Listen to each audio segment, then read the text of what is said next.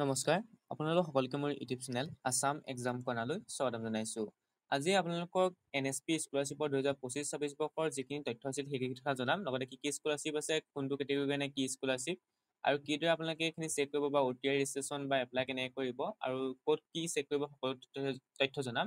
ইয়াত আপোনালোকে যেতিয়া NSP স্কলাৰশ্বিপৰ পৰ্টেলত আহিব 2025-26 বুলি অপেন দেখিব। ইয়াত আপোনালোকে অহাৰ পিছত আপোনালোকে দেখিব এনাউন্সমেন্ট OTI আৰু এপ্লাই ফৰ স্কলাৰশ্বিপ। প্ৰথম আপোনালোকে যিসকল নতুনকৈ আহিব তেওঁলোকে OTI ৰেজিষ্ট্ৰেশ্যন কৰিব লাগিব, অৰ্থাৎ ওৱান টাইম ৰেজিষ্ট্ৰেশ্যন কৰি ল'ব লাগিব।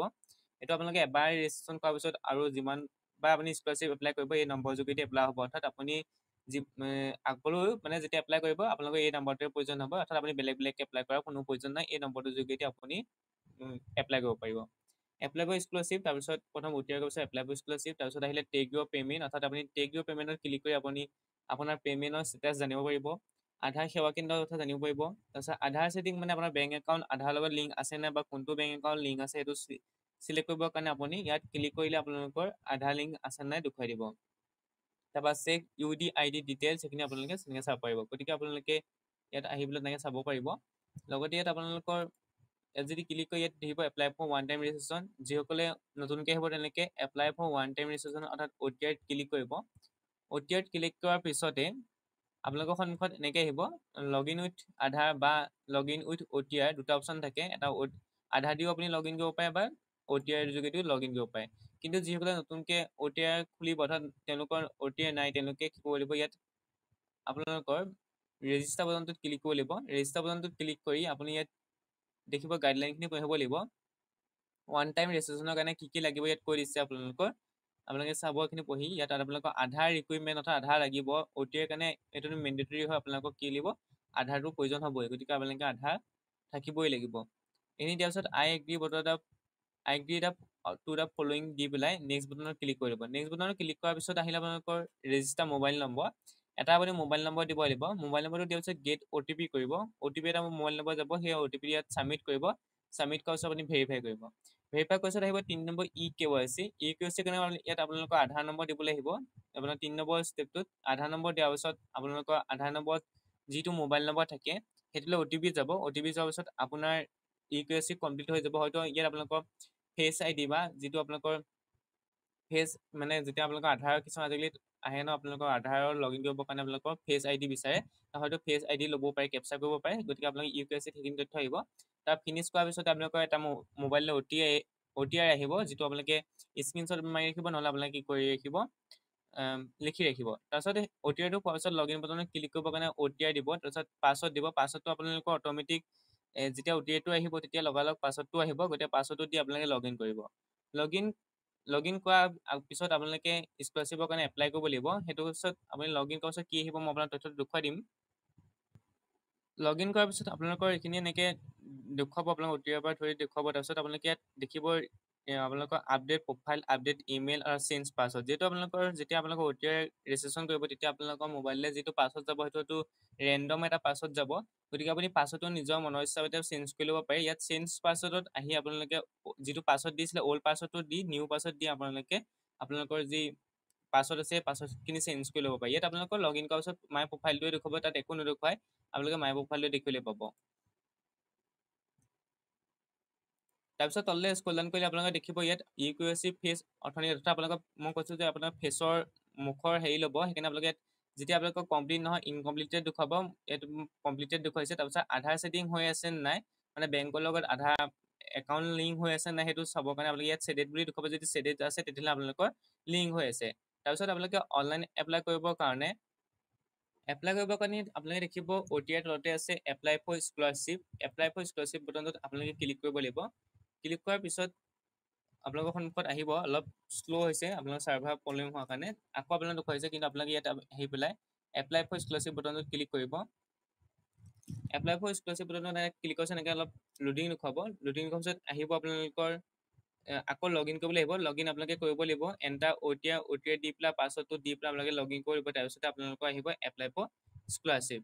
তাৰপিছত আপোনালোকে ইয়াত মাই প্ৰফাইলত ক্লিক কৰিলে আপোনালোকৰ যিখিনি মই দেখুৱাইছিলোঁ OTI খিনি ক্লিক কৰিব। তাৰ কিনাৰতে থাকিব মাই এপ্লিকেশ্যন ক্লিক কৰিলে আপোনালোকৰ এপ্লিকেশ্যন ডিটেইলছখিনি আহি যাব। অৰ্থাৎ আপুনি কি এপ্লিকেশ্যন ID আছে, তাত আপুনি কিমানবাৰ এপ্লাই কৰিছিলে সেই কথা ওলাই যাব। কোনটো একাডেমি ইয়াত এপ্লাই কৰিছিলে, ফেজ নে ৰিনুৱেল সকলো তথ্য ওলাই যাব, এইখিনি আপোনালোকে চাব পাৰিব। গতিকে আপোনালোকে যদি নতুনকৈ এপ্লাই কৰিব বিচাৰিছে এপ্লাই ফেজ বটনত আপোনালোকে ক্লিক কৰিব লাগিব।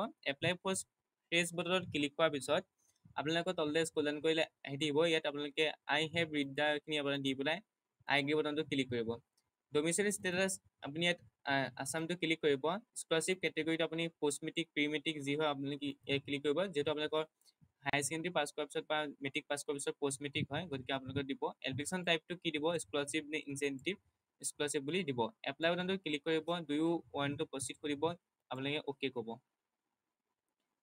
অ'কে কৰাৰ পিছত এটা আহিলে আপোনালোকৰ new application 2025-26 phase scholarship active. তাৰপিছত আপোনালোকে দেখিব ইয়াত প্ৰচিড বটনত ক্লিক কৰিব।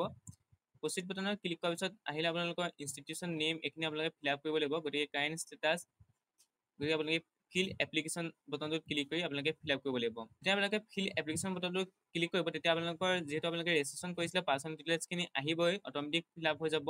গতিকে আপোনালোকে এইখিনি একো তথ্য দিব নালাগে, খালি আপোনালোকে তলত যিখিনি আছে আপোনালোকে কমিউনিটি চিলেক্ট কৰিব। কমিউনিটি আপুনি চিলেক্ট কৰিব, ইয়াত জেনেৰেল হ'লে OBC SC ST পি এইখিনি আপোনালোকে চিলেক্ট কৰিব। ইয়াত আপোনালোকৰ চবৰ কাৰণে স্কলাৰশ্বিপ বেলেগ বেলেগ, গতিকে যদি জেনেৰেলসকলে যদি চিলেক্ট কৰে জেনেৰেলৰ কাৰণেও বেলেগ আহিব। ৰিলিজিয়নটো চিলেক্ট কৰিব, হিন্দু। এনুৱেল ফেমিলি ইনকাম কিমান এইটো আপুনি দিব লাগিব। ধৰি লওক আপোনালোকৰ ফেমিলি ইনকাম 1,20,000, তেতিয়াহ'লে আপোনালোকে ইনকাম চাৰ্টিফিকেটত যিটো আছে সেইটোত আপোনাৰ তথ্য উল্লেখ কৰিব লাগিব। দিব্যাংগ নেকি সুধিছে, যদি হয় য়েছ কিমান ন ক'ব। পেৰেণ্ট প্ৰফেশ্যন কি সুধিছে আপোনালোকে ইয়াত চাব, বেডি ৱৰ্কাৰ চেণ্ট্ৰেল আৰ্ম এইখিনি যদি আছে নে চাব, যদি নাথাকে এবাৰ বাছি ল'ব। চুইপাৰ ৱাজ কিবা যদি নাথাকে তেতিয়াহ'লে আপোনালোকে আদাৰ্ছত ক্লিক কৰি দিব। মেৰিটেল ষ্টেটাছ আপোনাক সুধিছে আপুনি মেৰিট নে আনমেৰিড, যদি মেৰিট হয় মেৰিট, আনমেৰিড হ'লে unmarried. Any of the parents not live, এইটো আপোনালোকৰ নট এপ্লিকেবল হ'ব, যিহেতু পেৰেণ্টছ আছে গতিকে এইটো নট এপ্লিকেবল হ'ব। তাৰপৰা আহিলে পাৰ্মানেণ্ট এড্ৰেছ। পাৰ্মানেণ্ট এড্ৰেছত আছাম থাকিব, ডিষ্ট্ৰিক্টটো নিজৰ ডিষ্ট্ৰিক্টটো আপুনি চিলেক্ট কৰিব, নিজৰ ডিষ্ট্ৰিক্ট যি হয় আপোনালোকে চিলেক্ট কৰিব।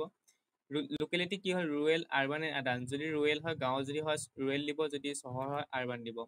চাব ডিষ্ট্ৰিক্টটো ইয়াৰ পৰা উল্লেখ কৰিব, নিজৰ চাব ডিষ্ট্ৰিক্ট চবৰে ওলাই পৰিব, গতিকে উল্লেখ কৰিব তেনেকৈ। তাৰ ভিলেজ ইয়াতে আপোনালোকৰ যেতিয়া চাব ডিষ্ট্ৰিক্টটো দি দিব, ইয়াত গোটেই ভিলেজবিলাকৰ নাম আহি যাব, গতিকে আপোনালোকে তেনেকৈ ভিলেজখন চিলেক্ট কৰি লাগিব। হাউচ নম্বৰ আপুনি ইয়াত দিব লাগিব, হাউচ নম্বৰ এণ্টাৰ ইউৰ পাৰ্মানেণ্ট এড্ৰেছ, ইয়াত আপোনালোকৰ হাউচ নম্বৰটো দিব যি হাউচ নম্বৰ হয়। তাৰপৰা ষ্টেট বা লেণ্ড নাম্বাৰ, অৰ্থাৎ আপোনালোকৰ ৰাস্তাটোৰ নাম কি তেনেকৈ আপুনি দিব। ৰাস্তাৰ নাম নাথাকিলে আপোনালোকৰ গাঁওখনৰ নামটোৱে দি দিব। এৰিয়া লোকেলিটি একেটাই দি দিব, গাঁওখনৰ নামটো যি দিব ইয়াতো একেই দি দিব। লেণ্ডমাৰ্ক কি আছে ওচৰত, আপোনাৰ ঘৰৰ ওচৰত কি আছে সুধিছে, নামঘৰ থাকিলে নামঘৰ উল্লেখ দিব, স্কুল থাকিলে স্কুল বুলি তথ্যখিনি উল্লেখ কৰিব। গতিকে এইখিনি দি তাৰপিছত তলত পিনক'ডটো দি দিব, আপোনালোকৰ ওচৰৰ নিজৰ পিনক'ডটো দি পেলাই আপুনি ছেভ এজ এ ড্ৰাফ্ট বা ছেভ এ নেক্সট বটনত ক্লিক কৰি পিছৰ ষ্টেপলৈ আপুনি যাব পাৰিব। আপোনালোকে ইয়াত 7টা ষ্টেপ পাৰ কৰিবলৈ গৈ 7টা ষ্টেপ পাৰ কৰাৰ পিছতে আপোনালোকৰ তথ্যখিনি আহিব। তাৰপিছত আহিলে আপোনালোকৰ জেনেৰেল ইনফৰমেশ্যন দিয়াৰ পিছত একাডেমিক ডিটেইলছ, ইয়াত আপোনালোকক কলেজখনৰ নাম চাৰ্চ কৰিবলৈ আহিব। আপুনি কলেজখনৰ নাম বা ইউনিভাৰ্চিটিৰ নামখন কেনে চিলেক্ট কৰিব, ইয়াত আপোনাৰ প্ৰথম আছাম বুলি দি ল'ব। তাৰপৰা ডিষ্ট্ৰিক্টটো ধৰি লওক আপুনি যি ডিষ্ট্ৰিক্টত পঢ়িছে, ধৰি লওক নিজৰ ডিষ্ট্ৰিক্টত থকা বা যিটো ডিষ্ট্ৰিক্টত কলেজখন আছে সেইটো উল্লেখ কৰিব। ইয়াত আপোনালোকে যেতিয়া কলেজখনৰ নামটো উল্লেখ কৰিব, ধৰি লওক মই এনেই কলেজখনৰ নাম দিছোঁ, আপোনালোকে যেতিয়া দিব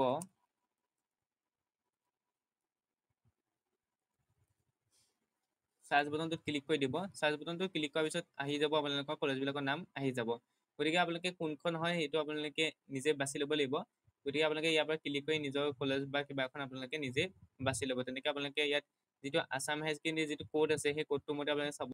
গতিকে আপোনালোকে ইয়াৰ পৰা ক্লিক কৰি সুধিব do you want to institute, তেতিয়া কি ক'ব, ইয়ৰ ইনষ্টিটিউট নট কমপ্লিটেড ইকুৱেচি I know will not able to verify, অৰ্থাৎ ভেৰিফাই নাই কৰা বুলি কৈছে। গতিকে সেইখন আপুনি চেঞ্জো কৰিব পাৰে। তেনেকৈ আপোনালোকে বেলেগো চিলেক্ট কৰিব পাৰিব বা ক'ডটো দিও চেঞ্জ কৰিব পাৰে, আপুনি যেনেকৈ দিয়ে আপোনাৰ কথা। প্ৰেজেণ্ট ক্লাছ আপুনি কি ক্লাছ পঢ়ি আছে, 12, 11, 12, ইয়াত আপোনালোকৰ ছায়েন্সত অকল 12 আহিছে, অৰ্থাৎ এইখন আপুনি চেঞ্জ কৰিব লাগিব। এইটো মই আপোনাৰ যেতিয়া এটা আপোনালোকৰ দুটা আছে, যিহেতু আপোনালোকৰ হায়াৰ ছেকেণ্ডেৰীও থাকে আৰু লগতে গ্ৰেজুৱেশ্যনো থাকে, গতিকে আপোনালোকৰ ইয়াত দুটা ওলাব। গতিকে গ্ৰেজুৱেশ্যনৰ কাৰণে আপোনালোকে তলতো ক্লিক কৰিব লাগিব, যিটো চি আছে সেইটোত আপোনালোকে ক্লিক কৰিব লাগিব। ওপৰতো আপোনালোকৰ হায়াৰ ছেকেণ্ডেৰীৰ কাৰণে চিটোত ক্লিক কৰাৰ পিছত আপোনালোকে চিটোত ক্লিক কৰিব। চিটোত ক্লিক কৰাৰ পিছত আপুনি আহিব প্ৰেজেণ্ট ক্লাছ কোৰ্চ। এটা আহি যাব আপোনালোকৰ ইয়াত তেনেকৈ গোটেইখিনি আহি যাব ধৰি লওক bachelor of arts bachelor of science যি পঢ়িছে আপুনি ক্লিক কৰিব প্ৰেজেণ্ট ক্লাছ কোৰ্চ আপুনি কোনটো ক্লাছ কৰিছে প্ৰথম ছেমিষ্টাৰ নে ছেকেণ্ড ছেমিষ্টাৰ নে থাৰ্ড ছেমিষ্টাৰ এইটো আপুনি উল্লেখ কৰিব প্ৰেজেণ্ট ক্লাছ ষ্টাৰ্ট ডেট কেতিয়া ষ্টাৰ্ট হৈছে ক্লাছৰ ডেটটো আপুনি এবাৰ দিব লাগিব ধৰি লওক আপোনালোকৰ জুনত এতিয়া আপোনালোকৰ যিহেতু আপোনালোকৰ এডমিশ্যন হৈ গৈছে গতিকে আপোনালোকৰ জুনতে হ'ব বুলি ধৰি লৈছোঁ জুনত ধৰি লওক আপোনাৰ 30 তাৰিখ বুলি দি দিছোঁ আপোনালোকে এইটো আপোনালোকৰ কলেজত বা এডমিশ্যন ৰিচিপ্টটো সুধি ল'ব admission registration enrolment number admission নাম্বাৰটো আপুনি দিব পাৰে ধৰি লওক আপুনি যেতিয়া এডমিশ্যন কৰিছিলে কলেজখন তাত এডমিশ্যন নাম্বাৰ এটা সেইটো দিব পাৰে বা ৰেজিষ্ট্ৰেশ্যন নাম্বাৰ যদি পাইছে সেইটো দিব পাৰে যদি আপোনালোকে শৰ্মাৰ পৰ্টেলত কৰিছে তেতিয়াহ'লে এনৰলমেণ্ট নাম্বাৰ পাইছে যদি এনৰলমেণ্ট নাম্বাৰো দিব পাৰে এডমিশ্যন আপুনি ইয়েৰটো আপোনালোকে দিব ইয়াত 25 ৰোল নাম্বাৰ যদি পাইছে দিব পাৰে যদি কলেজৰ পৰা যদি ছেকশ্যন আছে যদি দিব মানে তেতিয়াহ'লে মোড অফ ষ্টাডিটো আপুনি চিলেক্ট কৰি ল'ব ৰেগুলাৰ হোষ্টেল যদি হোষ্টেল হয় হোষ্টেলত থাকে যদি য়েছ ক'ব নাথাকিলে ন' ক'ব তাৰপৰা প্ৰিভিয়াছখিনি দিব লাগিব গোটেইখিনি প্ৰিভিয়াছ একাডেমিক ডিটেইলছ আহিছে ইয়াত সুধিছে প্ৰিভিয়াছ বৰ্ড কি আছে আপুনি যিহেতু আপুনি এছ পঢ়ি আহিছে গতিকে আপোনালোকে ইয়াত previous board Assam higher secondary হয়তো পাব পাৰে ইয়াত চাব আপোনালোকে আছাম হায়াৰ ছেকেণ্ডেৰী বুলি Assam higher secondary education council previous passing ইয়ে আপোনালোকে কিমান চনত পাছ কৰিছে হায়াৰ ছেকেণ্ডেৰী 2025 চনত পাছ কৰিব লাগিব যিহেতু যদি নতুনকৈ যদি আপুনি ফাৰ্ষ্ট ছেমিষ্টাৰত আহিছে তাৰপিছত আহিলে আপোনালোকৰ প্ৰিভিয়াছ ক্লাছ কোৰ্চ কোৱালিফাইং আপুনি কোনটো পঢ়িছে সুধিছে ইয়াত আপোনালোকে ইয়াত সুধিছে SSC ইণ্টাৰমিডিয়েট আপোনালোকে SS পাছ পঢ়িছে বুলি উল্লেখ কৰিব প্ৰিভিয়াছ ক্লাছৰ পাৰ্চেণ্টেজ কিমান আছে আপুনি এইটো দি দিব GSC এনেই দি দিব আপোনাৰ তাৰপৰা ক্লাছ 10ৰ ডিটেইলছ আহিব ক্লাছ 10ৰ ৰোল নম্বৰ কনফাৰ্ম কৰিব দিছে বৰ্ডৰ নামটো আপুনি ইয়াত চিলেক্ট কৰিব লাগিব আমাৰ যিটো বৰ্ড অফ ছেকেণ্ড ইয়েৰ আছে গতিকে আপোনালোকে ইয়াত বৰ্ড অফ ছেকেণ্ড ইয়েৰ বুলি চাৰ্চ কৰিব লাগিব board of second year education of Assam ইয়াত দেখিব এইটো আছাম বুলি উল্লেখ কৰিব তাৰপিছত আহিলে আপোনালোকৰ ইয়েৰ অফ পাছিং কোন চনত আপুনি পাছ কৰিছিলে সেইটো আপুনি উল্লেখ কৰিব লাগিব ধৰি লওক আপুনি 25 চনত যদি হায়াৰ ছেকেণ্ডেৰী পাছ কৰিছে হয়তো আপুনি 23 চনত হয়তো আপুনি মেট্ৰিক পাছ কৰিছে 23 পৰা 24 24 পৰা 25 ক্লাছ 10ৰ পাৰ্চেণ্টেজটো আপুনি দিব কিমান পাৰ্চেণ্টেজ পাইছিলে সেইটো উল্লেখ কৰিব তাৰপৰা আহিলে আপোনালোকৰ ইয়াত আকৌ 12 দিব লাগিব যিহেতু ছেমেই হয় যিহেতু প্ৰিভিয়াছ একাডেমিক ডিটেইলছ আৰু 12 যিহেতু আপোনালোকৰ যিসকলে মাষ্টাৰ ডিগ্ৰী কৰে তেওঁলোকৰ প্ৰিভিয়াছ একাডেমিক ডিটেইলছটো গ্ৰেজুৱেশ্যন হয় সেইকাৰণে আপোনালোকৰ যিসকলে গ্ৰেজুৱেশ্যন পঢ়িব তেওঁলোকেও ছেম দিব অৰ্থাৎ ইয়াত আপোনালোকে 12 ইয়াতো ভৰাব লাগিব 12 ইয়াতো ভৰাব লাগিব কিন্তু যিসকলে মাষ্টাৰ ডিগ্ৰী হয় তেওঁলোকে ইয়াত গ্ৰেজুৱেশ্যন ভৰাব লাগিব সেইকাৰণে ইয়াত 12টো দি দিছে আকৌ আৰু 12 একে roll number board Assam higher secondary আহি যাব ইয়েৰিং পাছ এইখিনি তথ্যখিনি আপুনি ওপৰৰ পৰা লৈ ল'ব কম্পিটিটিভ এক্সাম আপুনি কিবা দিছিল নেকি যদি কোৱালিফাইড কৰিছে তেতিয়াহ'লে আপুনি কি কোৱালিফাইড এক্সাম কোৱালিফাইড কৰিছে এইখিনি অসমৰ পৰা এইখিনি আপুনি ইয়াৰ পৰা দিব লাগিব এইখিনি আপুনি চাই ল'ব যদি একো নাগত তেতিয়াহ'লে আপুনি এই অপশ্যনটো একো নিদিয়াকৈ আপুনি থৈ দিব পাৰে গতিকে আপোনালোকে ওপৰৰ তথ্যখিনি ভালদৰে ফিল আপ কৰি ল'ব একাডেমিক ডিটেইলছ দিয়াৰ পিছত আপোনালোকৰ দুটা স্কিম আহে জেনেৰেল কেটেগৰীৰ কাৰণে যিসকলে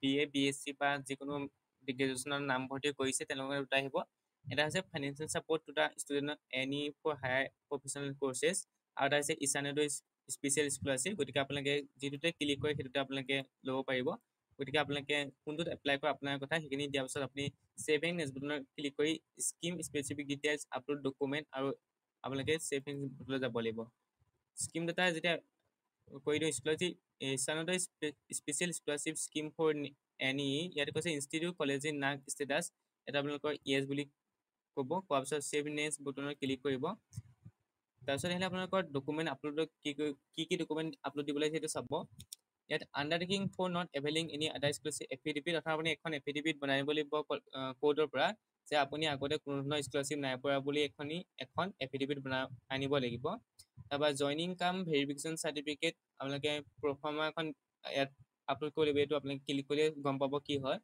ডমিচাইল চাৰ্টিফিকেট আপলোড কৰিব লাগিব ডমিচাইল চাৰ্টিফিকেট অৰ্থাৎ আপুনি ডমিচাইল চাৰ্টিফিকেট দিব পাৰে নহ'লে আপোনালোকে PRC দিব পাৰে ডমিচাইল চাৰ্টিফিকেট কোৰ্টতে বনাব পাৰে নহ'লে আপোনালোকৰ যদি PRC আছে PRC দিব পাৰে ইনকম চাৰ্টিফিকেট লাগিবই ইনকমত মই যে আপোনালোকৰ ইনকমটো ভৰাই দিছিলোঁ ইনকম চাৰ্টিফিকেট যিটো ইনকম লিখা থাকে সেইটো আপোনালোকে ইয়াত ভৰাব লাগিব 12ৰ যিখন মাৰ্কশ্বিট আছে সেইখনো আপুনি ইয়াত মাৰ্কশ্বিটখন আপুনি আপলোড কৰিব লাগিব গতিকে আপোনালোকৰ এইখিনি ডকুমেণ্ট আপলোড তাৰপৰা এপ্লিকেণ্ট আণ্ডাৰটেকিং আহিব গতিকে আপোনালোকে এইখিনি আপোনালোকে দিব লাগিব গতিকে প্ৰতিটো ষ্টেপৰ কাৰণে আপোনালোকে এনেকৈ এপ্লাই কৰি আহি দিব লাগিব তাৰপিছত যেতিয়া মই আপোনালোকৰ কাষ্টটো চেঞ্জ কৰি দিছিলোঁ তাৰপৰা যেতিয়া মই আপোনালোকৰ ইয়াত OBC কৰি দিলোঁ কাষ্টটো তেতিয়া OBC কাৰণে এটা স্কলাৰশ্বিপে সেইটো হৈছে post matric scholarship to OBC student Assam আৰু বাকী ওপৰত থাকিবই গতিকে আপোনালোকে যিটো OBC হয় তেতিয়াহ'লে OBC কাৰণে আপোনালোকে এইটো এপ্লাই কৰিব পাৰে বা ইষ্টাৰ্ণোদয় স্কলাৰশ্বিপো এপ্লাই কৰিব পাৰে। যদি বেছি পাৰ্চেণ্টেজ থাকে তেতিয়াহ'লে ইষ্টাৰ্ণোদয় স্কলাৰশ্বিপ এপ্লাই কৰিব পাৰে। যদি কম পাৰ্চেণ্টেজ তেতিয়াহ'লে আপোনালোকে পষ্ট মেট্ৰিক স্কলাৰশ্বিপ OBC কাৰণে এপ্লাই কৰিব পাৰে। আপোনালোকৰ পাৰ্চেণ্টেজৰ ওপৰত ডিপেণ্ড কৰিব। যদি এইচএছৰ পাৰ্চেণ্টেজ বহুত ভাল তেতিয়াহ'লে আপোনালোকে ইষ্টাৰ্ণোদয় দিব পাৰে। যদি আপোনালোকৰ এইচএছৰ পাৰ্চেণ্টেজ যদি ভাল নহয় তেতিয়াহ'লে আপোনালোকে পষ্ট মেট্ৰিক স্কলাৰশ্বিপটো OBC ষ্টুডেণ্ট সেইটো ক্লিক কৰিব পাৰে। তেনেকৈ SC ST ক্ষেত্ৰতো আপোনালোকৰ ছেমেই হয়। যদি আপোনালোকৰ পাৰ্চেণ্টেজ বহুত ভাল তেতিয়াহ'লে আপোনালোকে ইষ্টাৰ্ণোদয় দিব পাৰে। যদি পাৰ্চেণ্টেজটো বহুত কম তেতিয়াহ'লে আপোনালোকে post matric scholarship SC student ওলাব, ST ষ্টুডেণ্ট ওলাব, OBC ষ্টুডেণ্ট ওলাব। তেনেকৈ আপোনালোকে নিজৰ স্কলাৰশ্বিপবোৰ তেনেকৈ এপ্লাই কৰিব পাৰে। গতিকে এইখিনি আপোনালোকৰ প্ৰচেছটো দেখুৱাই দিলোঁ। লাষ্টত গৈ আপোনালোকে এপ্লিকেণ্ট আণ্ডাৰটেকিং পাব। সেইখিনি কোৱাৰ পিছত আপোনালোকে আণ্ডাৰটেকিংখন আপোনালোকে দিয়াৰ পিছত ফৰ্মখন ফিল আপ কৰি আপোনালোকে কলেজ জানে বা কিখিনি যে কলেজত ছাবমিট কৰিব লাগিব আৰু যিবোৰ ডকুমেণ্ট আপলোড কৰিব লাগিব সেই ডকুমেণ্টখিনি আপলোড কৰিব লাগিব। গতিকে মই ইতিমধ্যে দেখুৱাই দিলোঁৱে। তাৰপিছত চবৰ কাৰণে বেলেগ বেলেগ ডকুমেণ্ট আপলোড দিবলৈ আহে। ইষ্টাৰ্ণোদয়ৰ কাৰণে সেইখিনি ডকুমেণ্ট, তাৰপিছত পষ্ট মেট্ৰিকৰ কাৰণে বেলেগ আহিব হয়তো। পষ্ট মেট্ৰিক যদি আপোনালোকে ইয়াত ক্লিক কৰে তেতিয়া আপোনালোকৰ ইয়াত বেলেগ ডকুমেণ্ট আপলোড দিবলৈ আহিব। এইটো আপোনালোকে চাব। নেক্সট বুটনত ক্লিক কৰি আপোনালোকে গম পাব এইখিনি আহিব। পষ্ট মেট্ৰিকৰ কাৰণে আপোনালোকৰ দুটা ডকুমেণ্ট দিলেই হ'ল। আপোনালোকৰ OBC হওক বা ST হওক বা SC হওক, ইয়াত আপোনালোকৰ কাষ্ট চাৰ্টিফিকেটখন লাগিব আৰু ইনকাম চাৰ্টিফিকেটখন হ'লে আপোনালোকৰ হৈ যাব। সেই দুটা ডকুমেণ্ট আপলোড দিয়ে আপোনালোকে এই ফৰ্মখন ছাবমিট কৰিব পাৰিব, অৰ্থাৎ এপ্লিকেশ্যন ফৰ্মখন ছাবমিট কৰিব পাৰিব। এইখিনি আছিলে প্ৰচেছটো স্কলাৰশ্বিপৰ। যদি ভিডিঅ' চাই উপকৃত লাইক কমেণ্ট শ্বেয়াৰ কৰিব, লগতে চেনেলটো ছাবস্ক্ৰাইব কৰি দিব। Thank U.